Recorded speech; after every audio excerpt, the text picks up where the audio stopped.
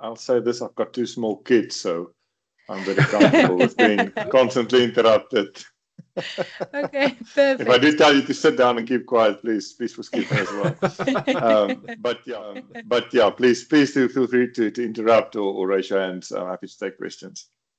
Amazing. Yeah. So thank you all so much for joining. I hope you enjoy the presentation. Over to you, Howard and Johan. Thank you. Great, Debs. Thank you very much. Johan, it's really exciting to hear more about DQ. It's fascinating because we just finished the CDO IQ conference in South Africa, the second inauguration of CDO IQ. And it was interesting. We had Professor John Talbot, who's with Richard Wang from Little Rock, Arkansas, and he started the second day and he said, yeah, we've been talking a lot about CDOs, but we haven't been talking about DQ. And that whole day was just data quality. So we did the ISO 8000, and then Dr. Solomon, who's, I'm sure you may know, he's head of the ISO 8000 group. And he did a presentation on quantum theory and how to observe data at a quantum level. So that was quite amazing. Lots of people got very excited about that. But Johan, please, all yours. So thank you very much for helping us. Fantastic. Thanks, Howard, and thanks, Debbie, for your organization. It's really nice to be here and to talk a little bit about this. Maybe before I start the presentation, just a couple of things about myself. So, yeah, like Howard said, my name is Johan de Pisani. By my accent, you can probably tell that I am very much South African. An Afrikaans South African, even that. So got the strong accent going. But I do live in the Netherlands. So I've been living in the Netherlands for the last 4 years. Moved here for work, and I've been spending my time, seeing a bit more of Europe. I hold a PhD in statistics from the Northwest University, which I completed fairly recently. And yeah, I think the one other thing I'll add about myself is that I'm a consultant. And the reason I'm saying this is because literally just this week, I was in a call for one of my clients. And I think the person speaking did not realize I am a consultant because somebody else brought up the word consultants. And the main guy in the call literally spontaneously started booing. So please don't boo me for being a consultant, but I just want to put it out there. I am a consultant, and I think being in consulting, which I know a lot of people are, but being in consulting drives my thinking around data quality and how to think about data quality. So what I wanted to share with you today is about the practical framework that we've built for data quality. So I know from a technical perspective, there's a lot of things that you can do on data quality, and there's many ways of looking at data quality in the different dimensions, and there's a lot of things that you can do. What I want to share today is to say, okay, how do I think about data quality practically? And how do I think about it from the business sense? And let me just then start my presentation. I've got confirmation that everyone can see this. Yes, all good. Fantastic. Okay, brilliant. Cool. So maybe the last thing, I work for a consultancy. Being a consultant, I work for a consultancy called ViewWave. We operate in the Netherlands and South Africa. So just a little bit about that. But you can see all the information on LinkedIn when you connect with me there. So the problem with data is very nice.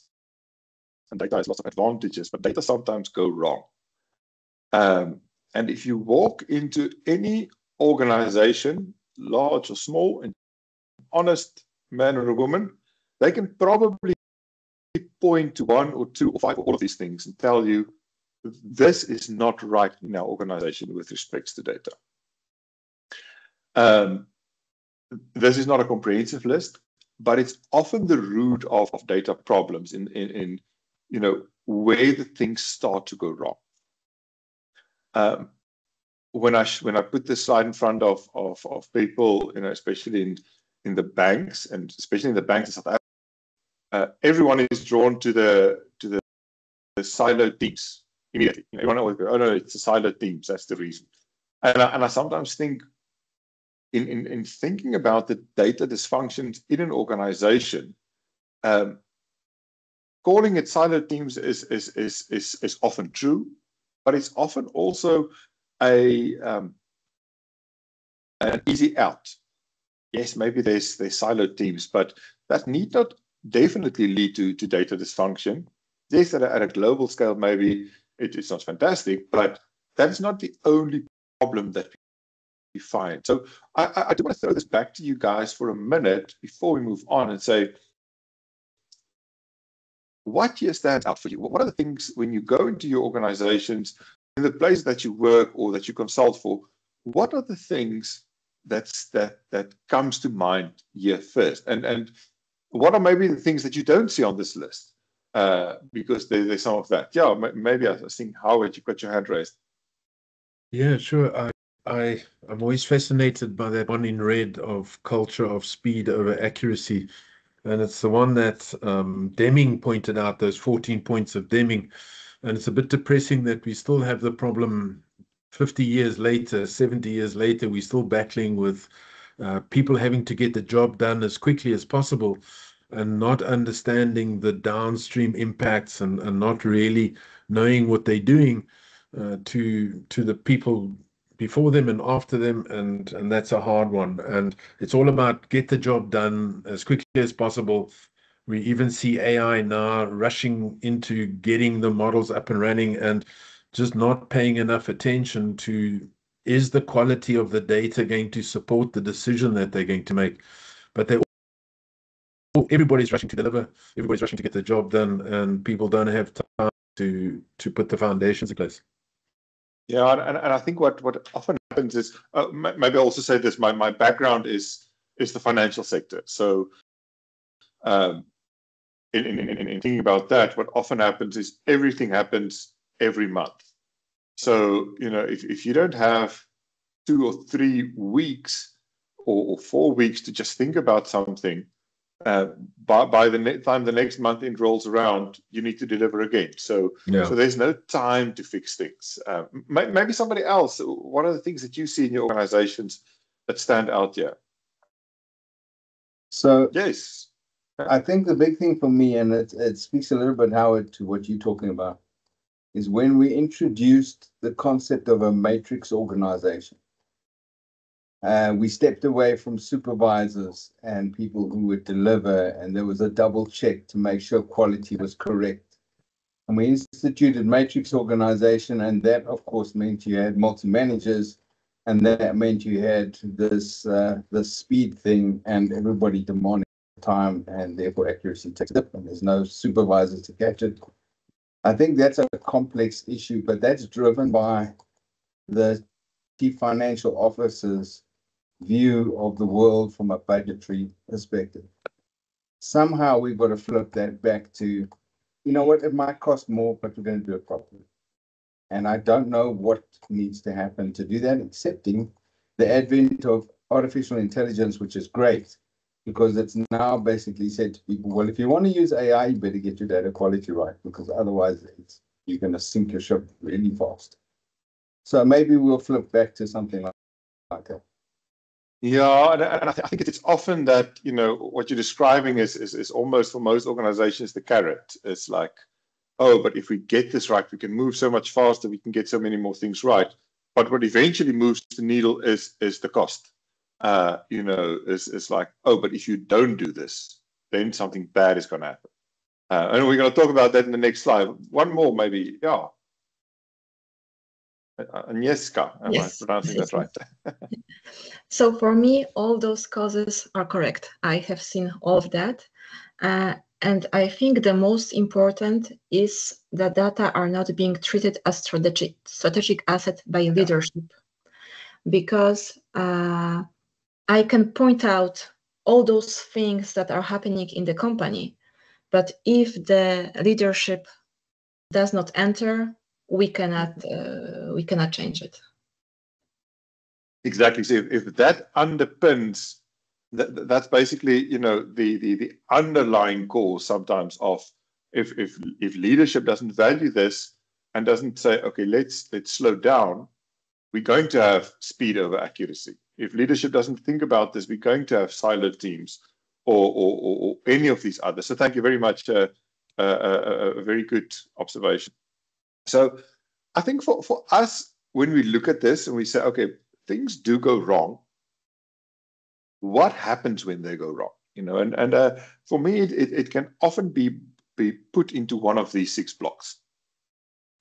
Operationally, we have these manual workarounds and, you know, constant data verification drain, inflated cost, team starts getting burned out. So I think once the data is not of a good quality, operationally you'll always see you fall behind. And where you often see that come through is not in your own organization, but in the next organization that gets it right. So, you know, working for a bank, you find, oh, you know what, it takes 3 days to get this report done.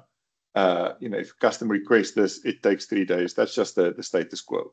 Until the next bank goes and they say, oh, but we do it in 3 hours or whatever the case may be. But I think that operational side is often difficult to see in your organization, easier to see when you compare yourself to the next organization. At a more global level, the strategic side of getting things right, you know, and getting things wrong, where data quality erodes that, and it erodes the level or the quality of the decisions being taken, and eventually that erodes the trust. Because if I'm constantly making poor decisions, I'm making the wrong decisions based on the wrong information I'm getting, eventually I lose trust in my organization. Obviously, there comes a point where that impacts you financially, you know, and that's typically when you either have no control over what's going on, or when you start finding yourself needing to pay fines, needing to do workarounds, need to do more things that is needed because your data does not support you. So the top 3 blocks for me is very much clear and I think almost easy to see, easy to measure, and easy to think about. Whereas the bottom 3 are almost more long-term costs of getting it wrong. You know, the reputational thing. If you're a big bank, if you're a big organization, and you provide one customer with incorrect information because of poor data quality, or you make one misstep because of it, it doesn't necessarily, you know, break the bank. But eventually you find people start talking, and you find the you know, one newspaper report is not great. A consistent stream of newspaper reports about your inability to you know, handle your own data and do something with that leads to reputational damage. I think compliance is probably the one that drives most of the decisions in the financial sector, at least, to improve data quality. Because, you know, suddenly we've got BCBS 239 that we need to implement. Suddenly we've got GDPR or POPI or any of these things that we actually have to improve on. Otherwise, we are incompliant, and that means we could lose our banking license. So I think, you know, in terms of the stick, that's probably the biggest stick that hits the hardest. But I think a very valuable one in moving forward is seeing how fast are you able as an organization to comply to new regulations? Or is every new regulation a complete train smash, a rebuild, and a lot of money spent because I don't really have control over my data? And then finally, I think the 6th one is the culture. That tension it creates, and I've seen this in organizations where you sit with people, you know, from big divisions, and everyone has a slightly different picture in their mind because the data that they see is of poor quality and does not really represent the truth always. And that creates tension, that creates a scenario where people are fighting about what is the truth, than rather how do we progress the business.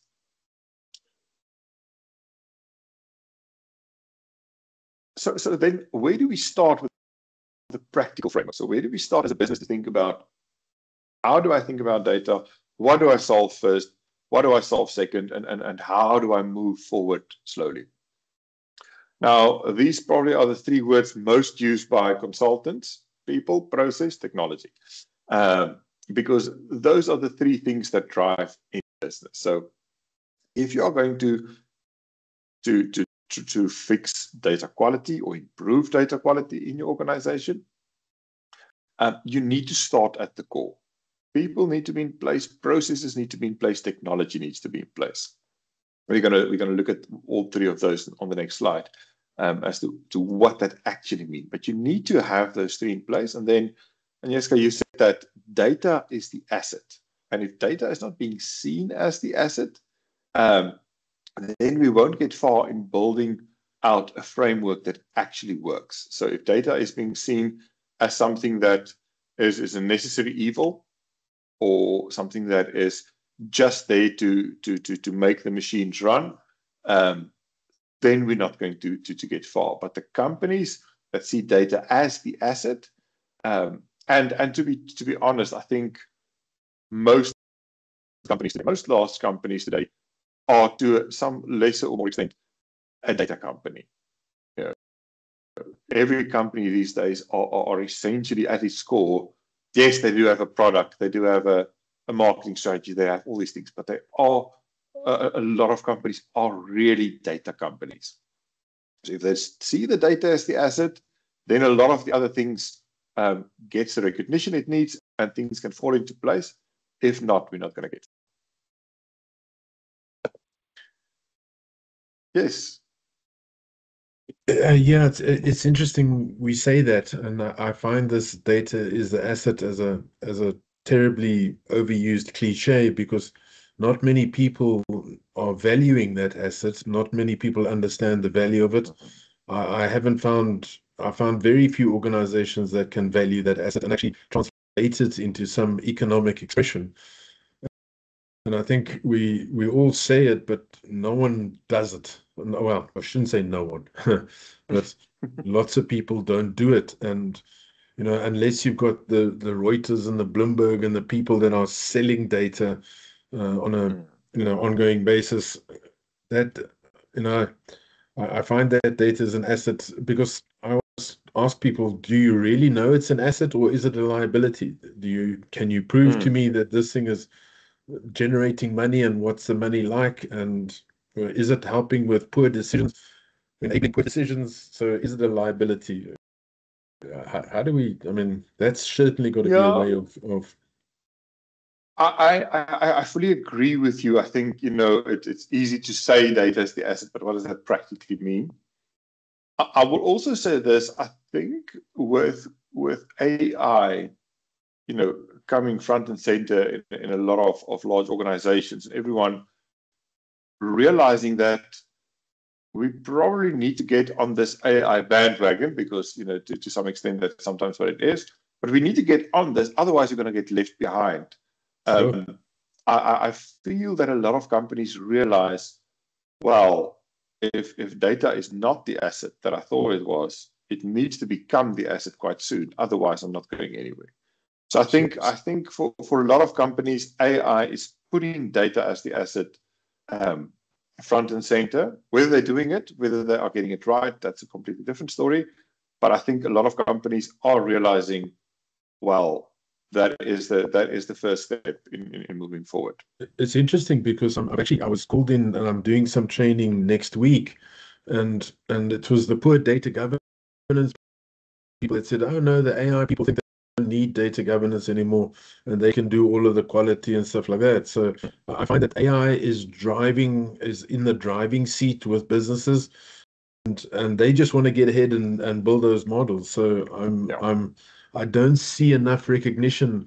Even that Andrew and Guy spoke about that, the fact of this drop off, that because we're not paying attention to AI to data, a lot of the AI things are failing because we just don't have the good data. So I'm a bit skeptical about this AI actually stopping and saying, okay, let's get the data. They think they can do it with AI routines that can clean the data and look after the data and manage the data, but I don't think it's that easy. I wanted to say something on that, but I also see there's another hand up. Sure, William. Yeah. Yes, yeah. Yeah, so I think similar to what you're saying there, Howard, but the challenge is data directs your AI. Sure. Your AI cannot go anywhere where your data doesn't say that it can go or should go, because the AI is just the decision making. And I think that's where the people have gone wrong, is that they don't understand that concept. I'm going to head down the toilet because my data is going to tell AI I'm supposed to go down the toilet. And somehow that message needs to land, because otherwise these guys are going to sink themselves. You know, so many .coms died because, and companies died purely because they didn't factor these simple things. And we're going to have the same challenge again, where companies are going to kill themselves on that because they haven't got proper data quality.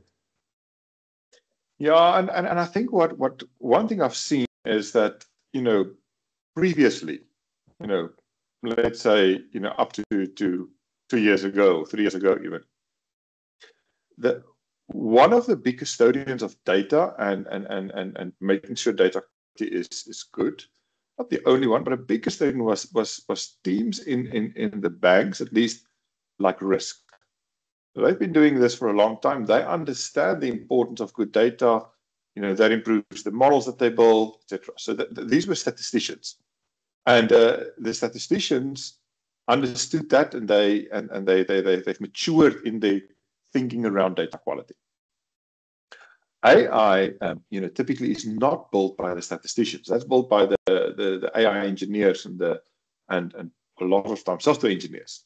So it's almost like we're seeing a bit of the shift where the owners or the main users of data is no longer the traditional users of AI, of data. It's new, and I think there will probably be a bit of a learning curve there as well.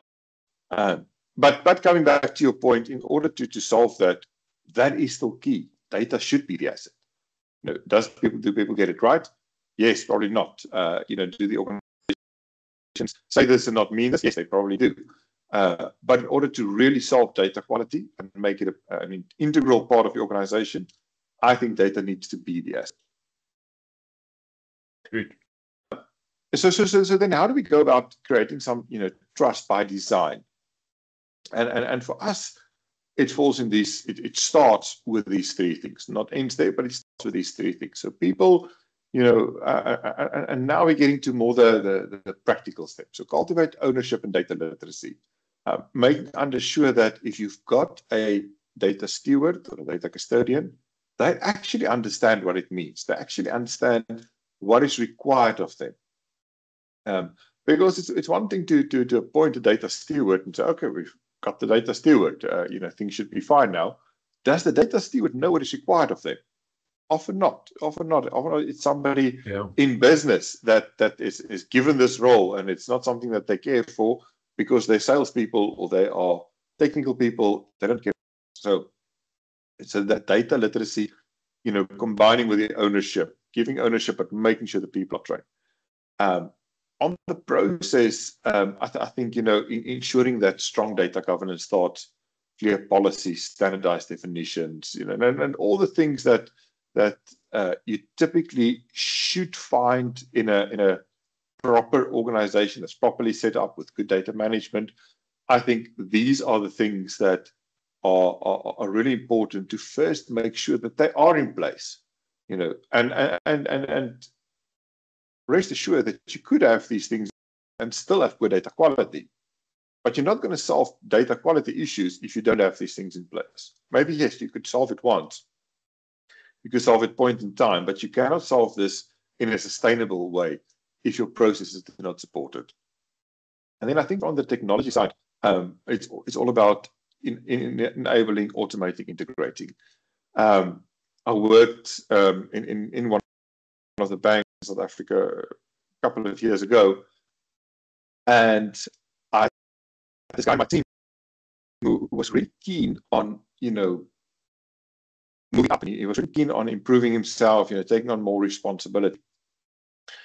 But what we find, I just took over the And he came to me and said, okay, what do you want to do? So I had a look at the work that he actually was doing. And literally everything of that was running month-end reports. He would start at the start of the month and create reports, create decks, create a lot of things. And by the end of the month, when we had to look at these things, he was ready with that and he would start with the next month. And nothing that he could do, nothing in his scope of work allowed him to improve anything on the data quality side or in any other aspect of his work. And what we started doing was to say, okay, let's get you some help. Let's get you a consultant even to automate 2-3 of your reports so that you could just run those reports that took you a week. Now it takes you a day. You can then automate the rest with the extra time. And quite quickly, he was able to start looking at the right things. And in that space, we didn't necessarily have data quality issues, but because of the automation, we could actually improve the maturity of the organization and of the function that we were working in. And for me, that pulls back quite strongly to data quality. Is if you are not going to automate stuff, if you're not going to integrate stuff, you are never going to free up enough time for people to focus on improving data, improving the systems, improving the things that makes for better data quality if you are not doing this. William, you want to add something to that?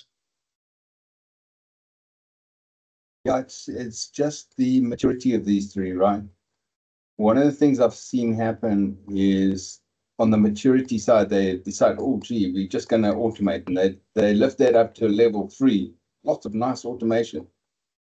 But the quality, the processes are, and the data literacy and all of that is so low that actually they should have left it manual, because during the manual process, the person would discover all the issues.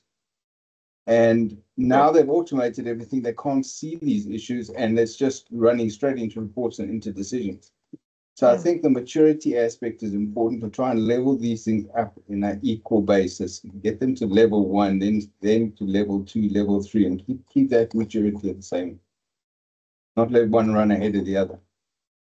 Yeah, and I'll also add to this, if you've got data scientists in your organization, they do fantastic stuff, and they come up with these nice models, and they derive, analyses, and they do brilliant work. What's very important to always remember is, unless they are trained as software developers, they probably aren't great software developers. And what happens often with this last step, this automate step, is the team says, okay, you know what? The data scientist wrote this script that calculates something for us, whatever it might be. And if we automate it, that means running that thing automatically every day. That's not automation. Automation is making sure that the parameters of that is well defined, such that a proper software developer can automate it. Because then, and like you say, that also needs to go through maturity levels. But if you just say automation means putting these things in scripts that run somewhere, that's not good enough. That's not enabling, a well-oiled machine. That is enabling you to make a lot of mistakes much faster. So thanks. I think that's a good insight. So when we say people, process, technology, that's great. So now we've got people, process, technology. Data needs to go at the center. And what does that mean? So for us, that means managing data with the same intention, care, strategic focus as you would your workforce, finances, or infrastructure. So, if I've got somebody in charge of people, I've got somebody in charge of process and technology, there should be somebody in charge of data. If I'm spending meeting time on these other 3, there should be meeting time spent on data. So whatever I do on the rest, data should get the same level of visibility in the organization. Next thing, I think, again, and I'm sure, Howard, you can say this, but this is quite cliched, but view data as a critical resource. What does a critical resource mean? It means, yes, we spend some money on it. We spend some time on it. We spend time in the executive meetings and the board meetings on telling people about the data, but it needs to be a critical resource. We spoke about data being the asset, and I'm not going to go into that again. Data being, structure the process to uphold data quality and leverage technology. I did a project some time ago, and it was a very nice project. Me very close to the touch points of the data, and we had this this big concern where, at the very high level, the company was having mismatches in the data that led them to, I think the cost was something to the more than 100 million a year that they were spending on the error of data not working. And as we were delving in, there was a lot of reasons for this coming about. But one of the reasons was we went back to the front office, to the people talking in the call center, talking to new clients and capturing their data.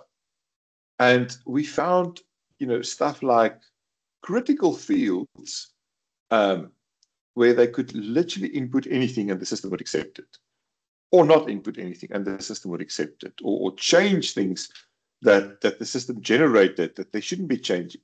So when we say structure processes to uphold data quality, those processes need to be quite far-reaching sometimes. And you need to go and say, but am I reviewing new front-end systems or new front-end screens with a view on data quality? So I think data quality, fixing data quality is one thing.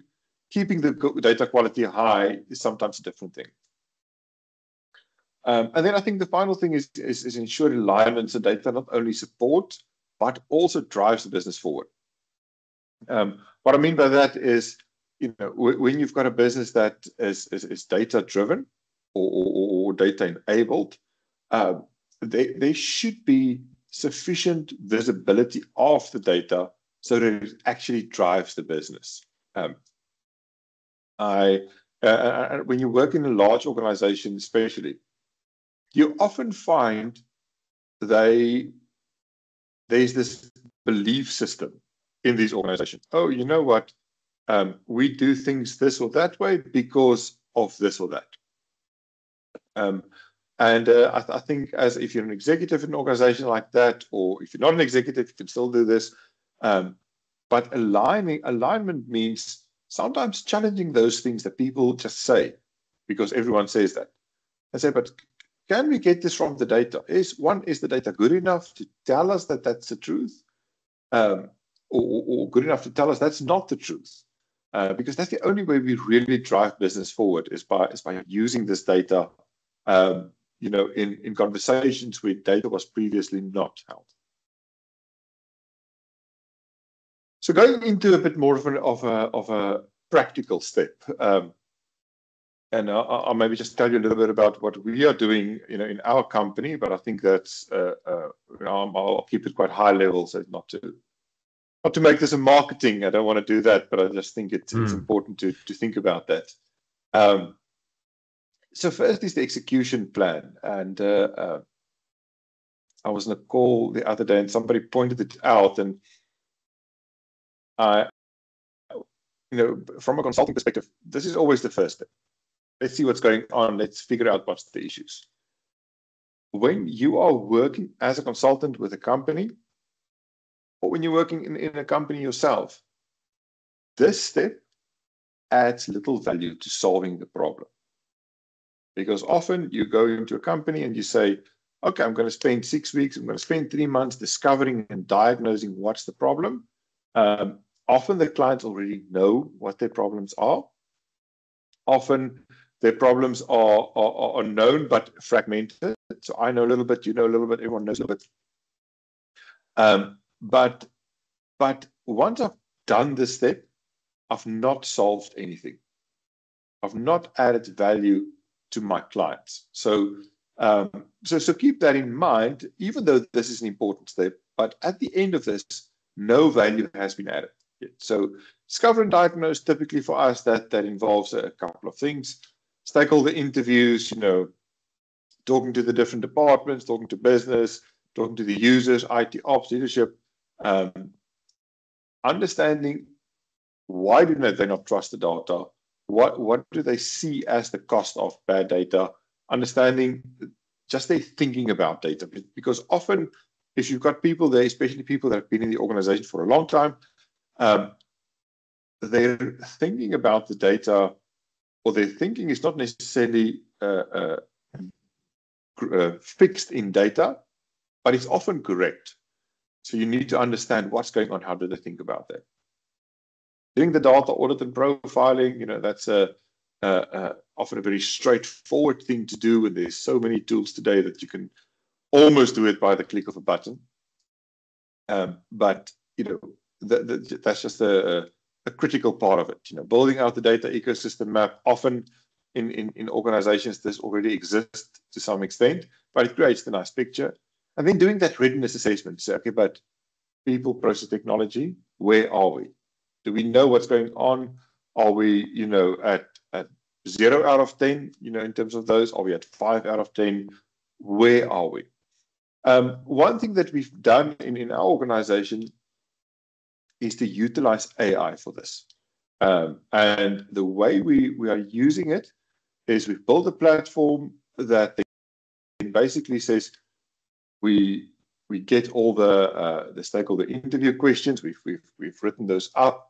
We've aligned that with the Mbok, as far as we can. We'll add some questions to that.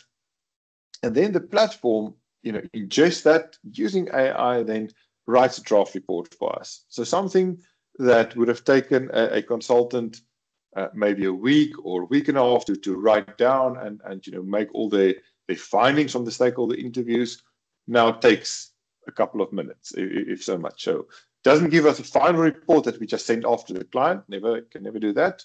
Well, I suppose in time it will be able to do that. But it gives us that first step. So we're already saving a lot of time. Data audit and profiling we've built into our platform. So yes, we are using simple tools, using Python and R and easy tools. But instead of us having to rewrite that or pull that from other sources, we've got the platform. We load some data on there and we can go. We've also done some work on even saying if I've got an idea of the data quality rules that I need to implement, I'm using AI to write me a first draft of a SQL script. It's not always perfect. We need a consultant to go through that line by line and say, does it make sense? Am I on the right path? But it creates a lot of the work. And the reason we set out to do this is to say, I do not want to waste any time of my client.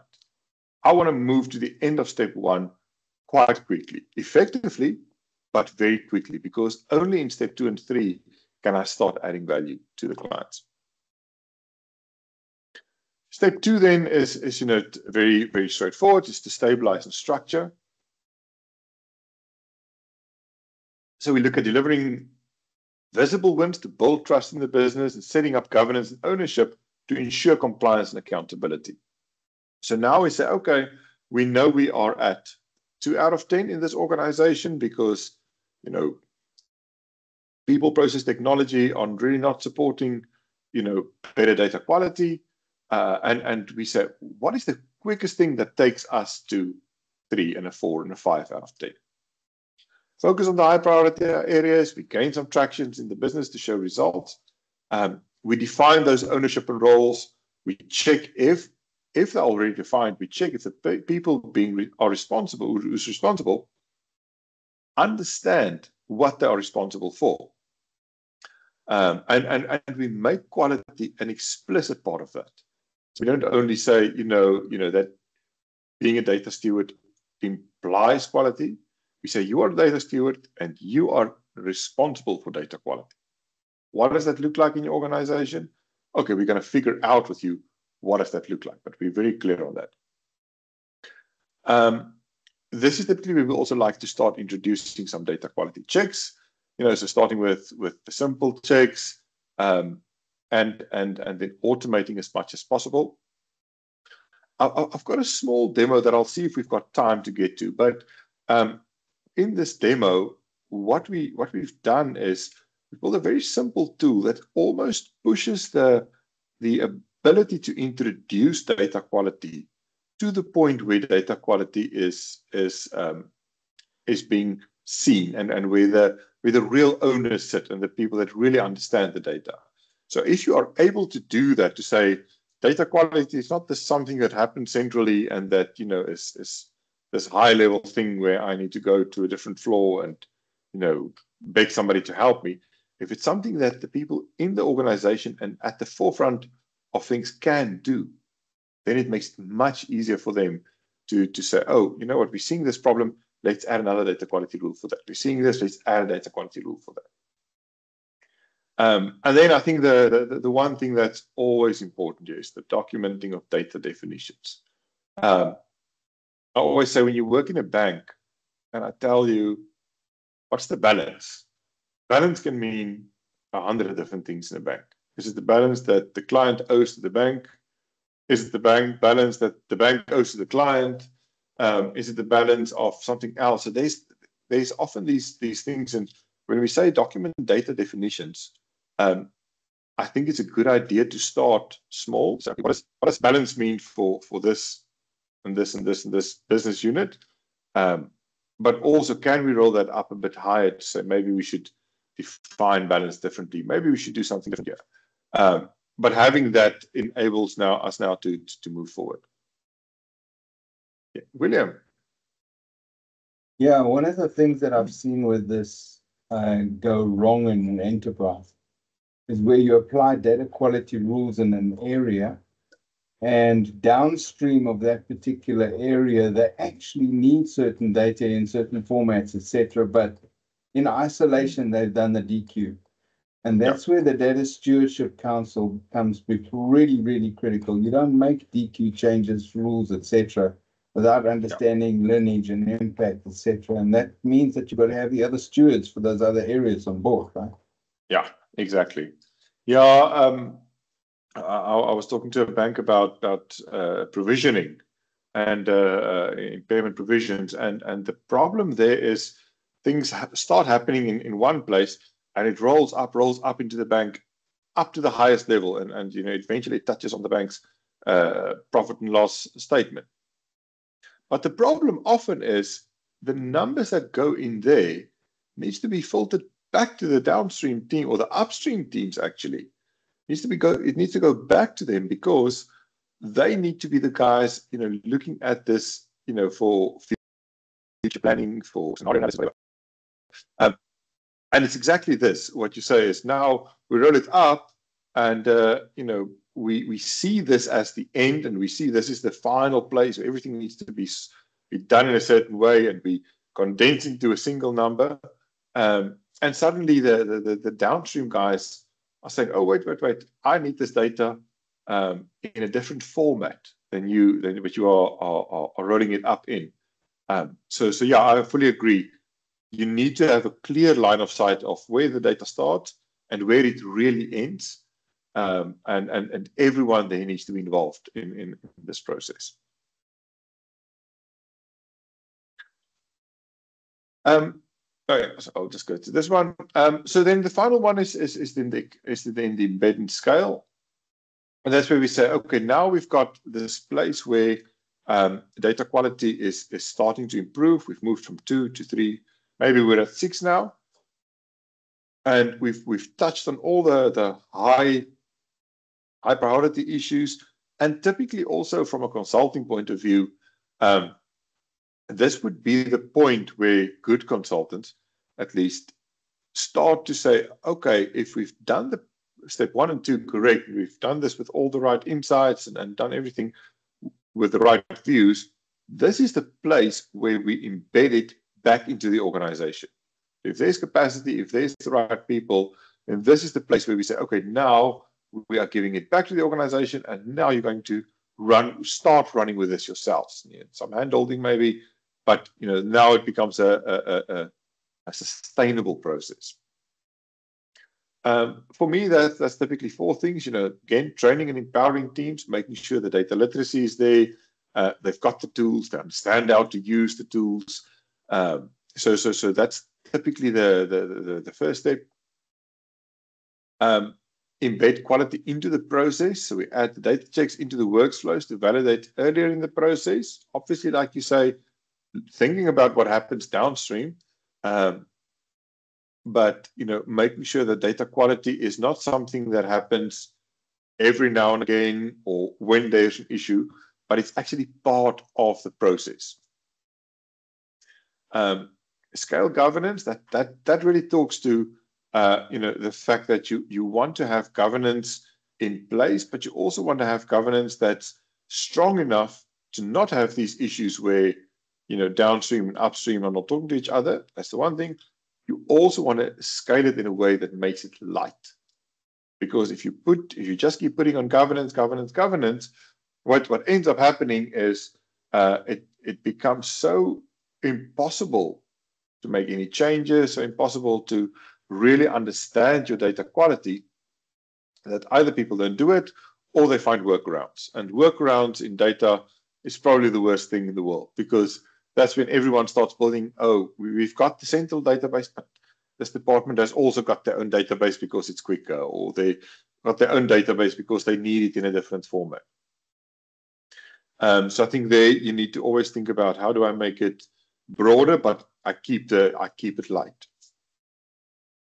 And I think then the measure and communicate impact. So once you get here where you say, okay, we know now we've gone from 3 to 6 out of 10 in terms of our data quality, you need to have a ways of communicating that back into the higher echelons of the organization. So making sure that everyone knows we're seeing ourselves as 6 out of 10, and these are the reasons. And if we want to go to 7 out of 10, this needs to be improved. And if this doesn't happen, we're going to go back to 5 out of 10 or 4 out of 10. So I think, having those measurements and communications in place then really starts to put data in the center and make sure people understand data is an asset, data is being tracked, data quality is, we've got a handle on it. Even if it's not ready yet, or if it's not perfect yet, we've got a handle on it, we know what to do next. A couple of guiding principles that we like to take into account is start small but visible. So trying to go into especially a large organization and saying, we're going to solve all your data quality issues. Yes, it will take us 6 years, but we're going to solve everything. No one ever wants to go for that, because next month end is coming up, next reporting period is coming up. So start small but visible. Make sure it links to the business impact. I'm solving some database or the data quality in some database that no one ever looks at just for the sake of having it correct. You're not going to get far. You're not going to get that buy-in from the business, especially if you start there. Maybe that comes late in the process where you say, we're at 99%, we need to solve this to get to 100. But at the start, make sure you link it to a business process. Making it collaborative, because what you find is, the people that are not the data people, so to speak, often knows the most about what should happen in the data because they understand the business. So make sure you involve these people. And the final thing is building the foundation. So need not be perfect, but the foundations need to be there. The foundations need to make sense so that you can actually build on top of it. I want to touch on this slide, but maybe any questions, comments, or thoughts before we move on to this slide. Yeah, I've got a few questions. And one of the things is you haven't really spoken about establishing that authoritative source for things like master data. And I know it's a tricky area. It takes a lot to get going, and there's a lot of politics involved in it. But sometimes when you've got data that's siloed and got duplicated across applications, if you don't get that master data in place, reference data should always be there, but that's a challenge as well. But if you don't get that in place, you're never going to get this quality right. Yeah, it's very interesting. We had a discussion about this quite recently with an organization. It was a bank actually, and they've got this problem where they are running a bunch of models from different teams, and every team is bringing their own data, running their own model. Now they want to centralize that. And the discussion was around, do you start by building out the authoritative source first, and then everything runs from there? And I would say in a very ideal world, lots of resources, lots of time, yes, absolutely. But what we agreed, and I think, from a pure data perspective, it might be frowned upon, but from a business perspective, I do agree, is to say for each of these models, build their own data model first. Make sure you've got a good enough handle on the data that goes in there. You've got the lineage, you've got everything, and then start to say, okay, but what is the authoritative source? So then to start to say, okay, how do I combine these data models? So I fully agree with you. I think, from a sourcing perspective, yes, you need to establish the authoritative data source at some point. Where that happens would depend a little bit on the organization, in my view. Sure. Yeah, I mean, choosing the right way and making use of maybe one application to reduce all of the change, but that thinking has to come in, where this is now the authority and this is that area and the stewardship, all of that stuff around it is critical. Absolutely. Yeah. William, you want to add something? Yeah, no, what you're both saying is right?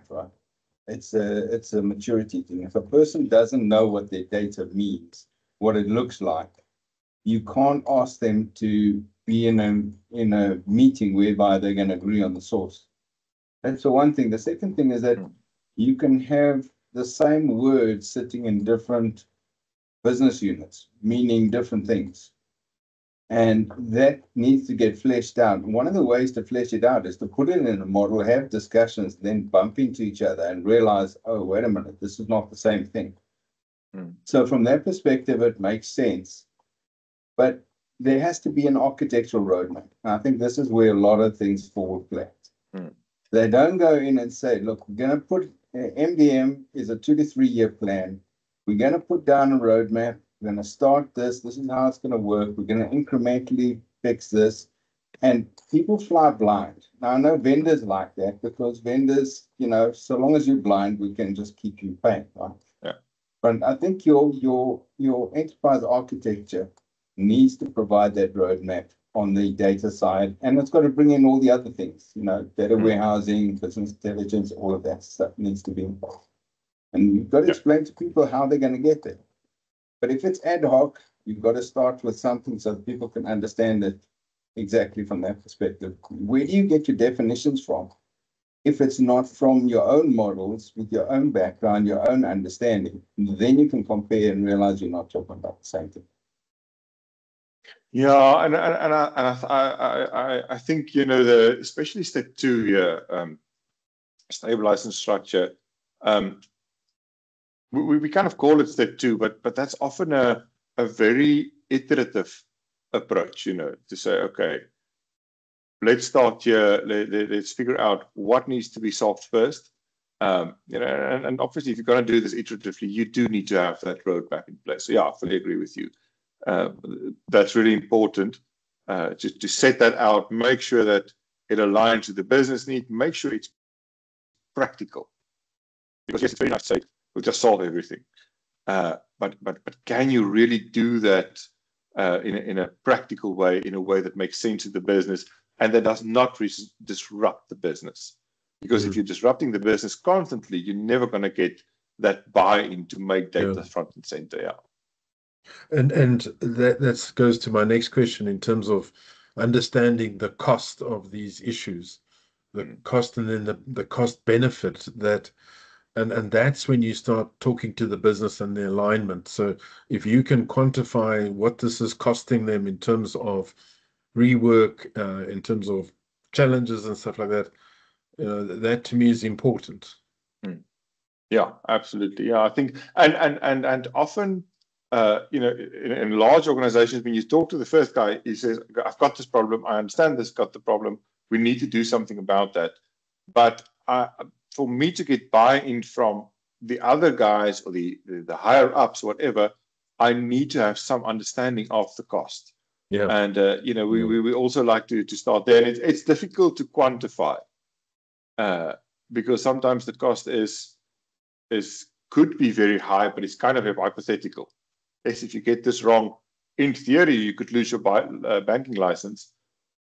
It is unlikely, but it is possible as well. So kind of having that balance.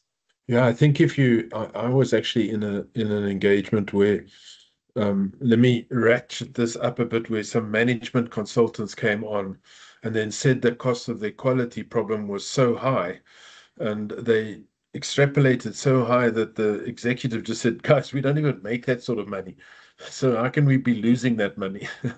and all of the credibility went. That one sentence, it was just a case of, we've just lost everything. All of this exercise on assessing the quality disappeared. Yeah, one of the things that I've discovered is, if you want people to buy into this, start with asset management.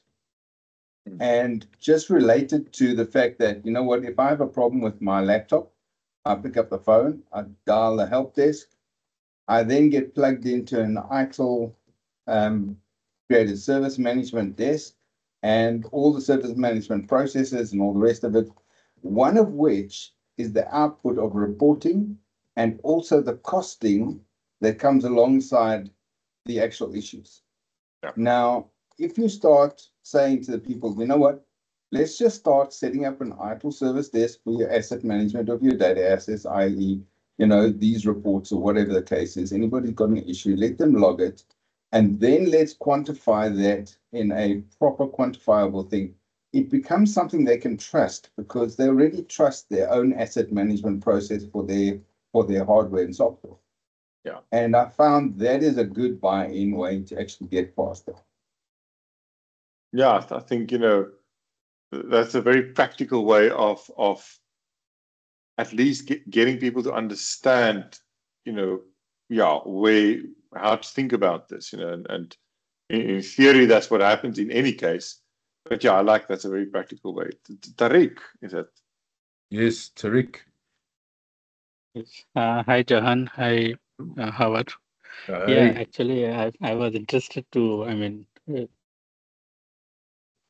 about what is the best approach to derive the cost of the data quality, because this is something, I have heard about it a lot, but the best approach or way to come to the cost of data quality issues, that is, I didn't find it any reference or examples anywhere. So if you can just from your experience highlight, tell me your thoughts around that. Yeah, I think that's a very, very good question, and typically something that's quite hard to do, and there's not going to be one single formula ever for that.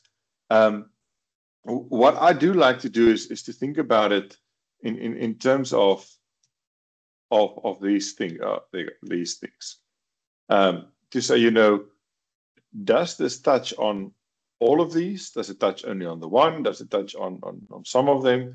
And once you start to break it down a little bit and not say, oh, I've got poor data quality, what's this gonna what's the cost gonna be? That's a very hard question. But if I say I've got poor data quality, it's going to impact my operational processes, strategic, finance, reputational, and compliance. We don't foresee it touching on culture, this specific problem. We have utilized these factors to derive the weightage of the errors. The data quality. If there is a violation, then if it is having operational impact, or then it is having more weightage, it is more critical. Yeah. So basically, the metric weightage we derive from these impacts. But then again, translating into the cost, that is something which is, I mean, very challenging, and I never got any approach for that.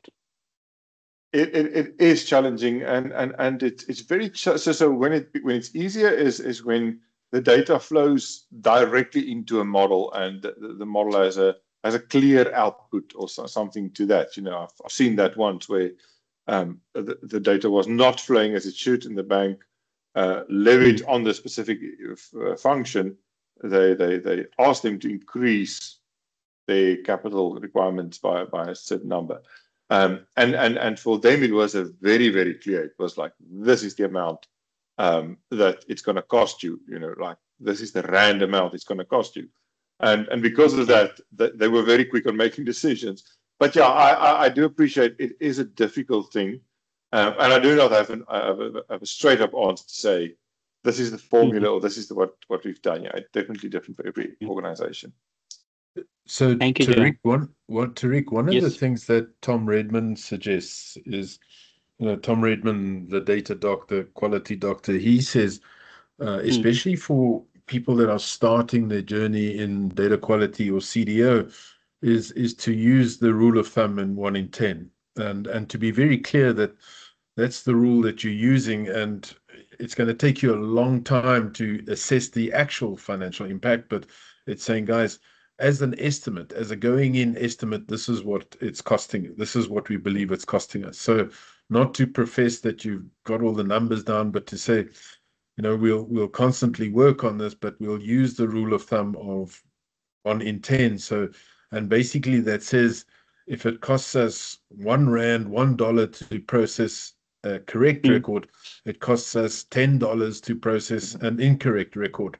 Now, that is helpful. So if you can say something like you've got a 20% error rate, or you've got a 80% quality or a 60% quality, and you want to get it 80%, then you've got some numbers to put down onto the table. They're not perfect, but you quantify it in some level.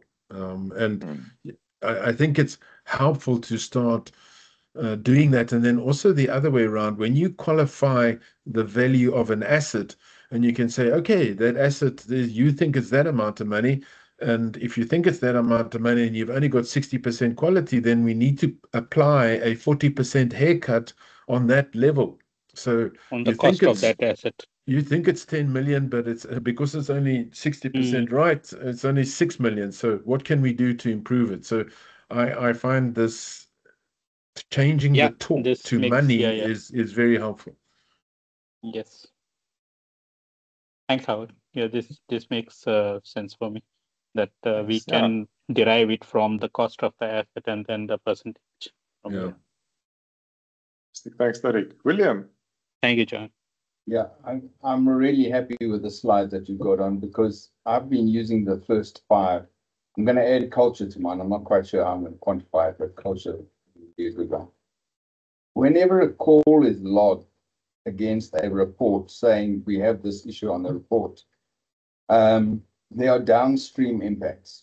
And one of the things that we did at one of the companies was to say, could you please quantify how much rework you've had in your department as a consequence of receiving poor quality upstream? And it was interesting to see how more and more people, you know what, we have to now spend an extra day of this person's time trying to resolve this issue. We had these calls coming in, and those are operational. Strategically, we made a bad decision as a consequence of that. Financially, this cost us X amount because of some actual problems, etc. Reputationally, there was this fine that came in as a consequence of so-and-so compliance. We broke these rules. And those are the 5 that I've been using. And I will say that when you apply it at a granular level for the issue that was raised, you can then go in problem management. So ITIL has a number of different areas. Incident management, request management, problem management, etc. Within problem management, you can then go do your root cause analysis. You can identify this, because the key thing about service management is how do we make sure this doesn't happen again? And that's the thing you need to build into your processes. And that's then the results and financials that you can bring out. And yes, it is a lagging indicator, but nevertheless, it's quite helpful.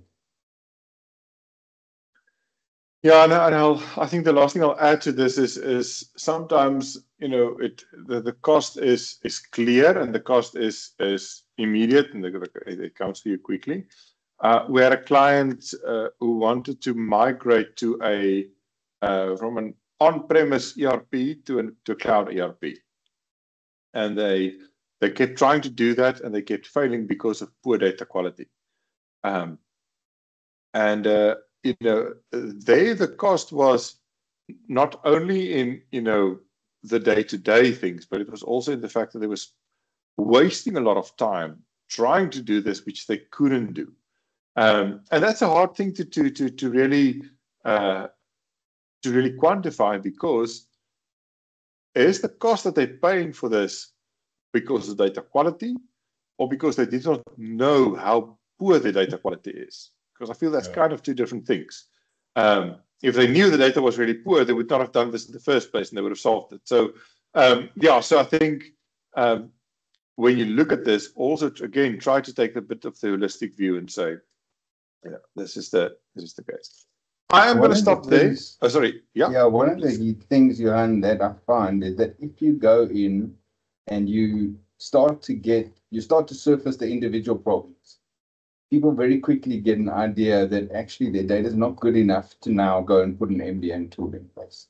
Yeah. And that really is quite helpful to overcome the issue that you just spoken about. It's very easy to go and buy tools, and like you said, your data is just not good enough. Yeah. Then the question is that the money spent on that tool, is that a waste because of poor data quality, or is that a waste because of poor decisions? And I feel like it's kind of both. You know, it's like No, you're 100% right. The particular company that I was referring to, won't mention names, they implemented MDM. And the vendor did everything, and then right at the end said, okay, where's the master data? And we had 34 different businesses that we had to bring together to try and create the master data. And the challenge was huge. So for a year, we had this system ticking over, paying consultants, etc., because we hadn't got the master data correct and in the right quality. So it's a little trick that they also play, and we've got to be wary of those tricks. Right? No, absolutely. So, yeah. Guys, I am going to stop there. I think we are a bit out of time. Jan, thank you. Thank you very much. Thank you so much. I think this was a nice conversation, and thanks for all the inputs and questions. Really enjoyed that. Thanks so much. Are there any final questions for Johan before we go? Mr. Nolte, I see you came on board. Anything you'd like to ask? Just to compliment, this is highly topical for what I'm doing today. And normally, you know, I run away at 9 o'clock. You're 5 o'clock to go to my daily scrum. I just posted in the scrum chat, I'm busy on a better call. If I get fired, it's Johan and Howard's fault. We do apologize. I'll be looking for work in South Africa. Well done, Johan. You made him stay. Thank you very much. Brilliant. Good job. Fantastic. Thank you guys so much. Yeah. Thanks, everybody. Thanks. Mark. Thank you, everyone. Thanks so much. Have a good evening. Cheers. Bye. Thanks, Thank you Howard. so That much. was really good. Thanks to you. Bye.